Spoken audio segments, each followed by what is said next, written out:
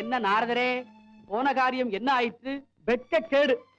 ஒரு விவசாயி காலையில் ஒரு முறை ஹரிஹரி என்கிறான், பிறகு இரவு படுக்கைக்கு போகும் முன் ஹரிஹரி என்கிறான்.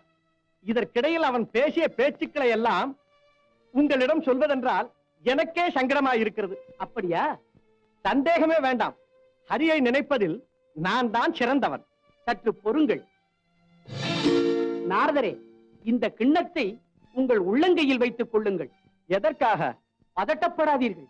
இந்த கிண்ணத்தின் உள்ளே என்ன இருக்கிறது என்று பாருங்கள்.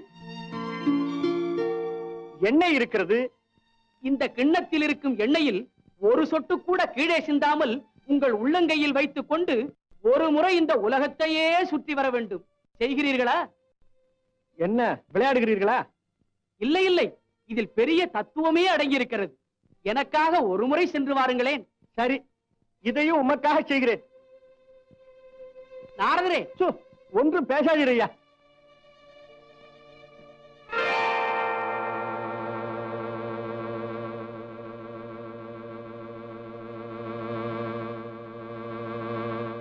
என்ன நாரதா, எதை பற்றி தீவிரமான சிந்தனை? ஒன்றும் பேசாதீர்கள்.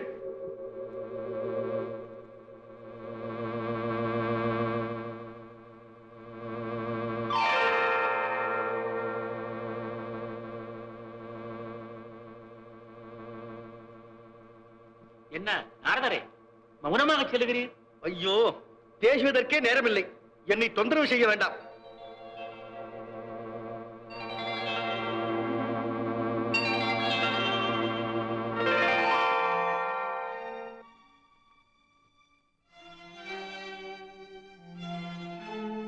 அகத்தியரே, இதிலும் நானே ஜெயித்து விட்டேன். நீங்கள் சொன்னபடி கிண்ணத்தில் உள்ள எண்ணெயில் ஒரு சொட்டு கூட சிந்தாமல் இந்த உலகத்தையே சுற்றி வந்து விட்டேன். இப்போது என்ன சொல்லுகிறீர்?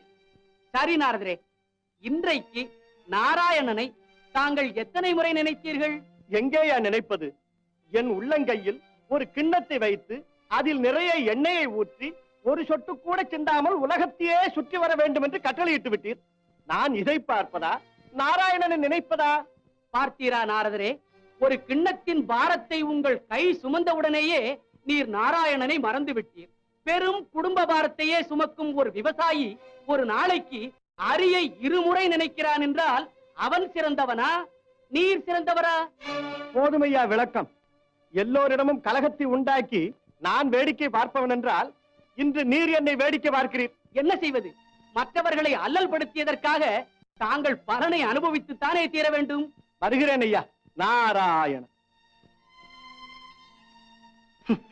ஒரு கிண்ணத்தில் எண்ணெயை ஊற்றி அதை வைத்து இந்த அகத்தியர் என்னை அவமானப்படுத்தி விட்டாரே. இவருக்கு சரியான பாடம் கற்பிக்க வேண்டும்.